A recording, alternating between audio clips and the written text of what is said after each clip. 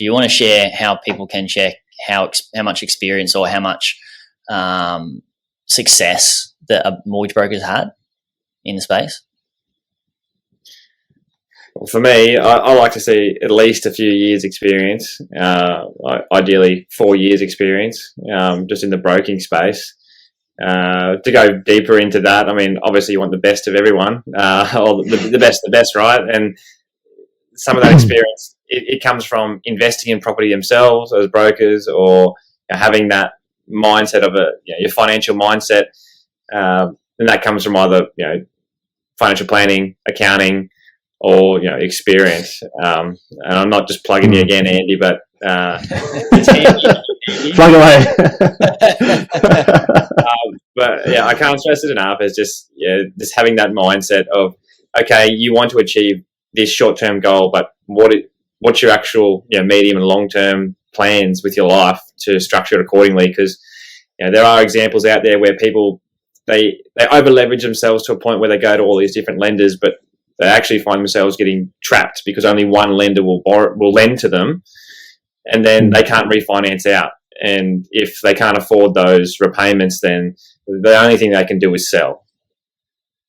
Yeah, that's huge, hey, Andy, because you sort of touched on this last time we chatted, Andy, that mortgage brokers, finance brokers can't legally give financial advice or taxation advice, right? Yeah.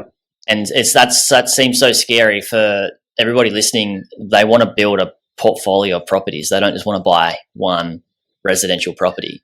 They want to move into buying larger properties, and eventually I'm sure they would love to get higher cash flow properties from commercial, right? And you do commercial loans as well as resi.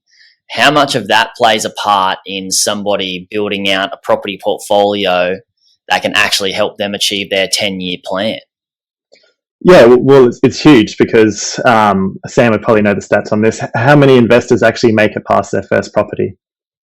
Oh, I know. It's 95% don't make it past their first. It's really something like that, right? It's in the 90s. I've heard as well.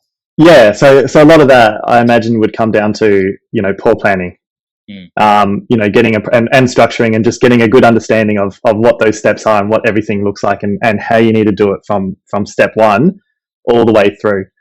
And some people, everyone's time poor.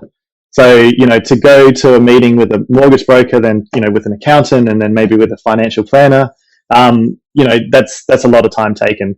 The financial planning side's a bit of a different one because, unless they're really licensed to give property advice, most of them aren't.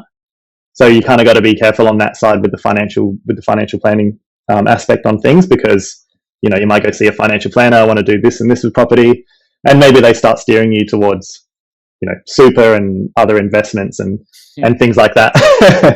So, there is a lot of planning involved to get to where you need to go from that, from step one to, maybe 10 years down the track with your property portfolio built out.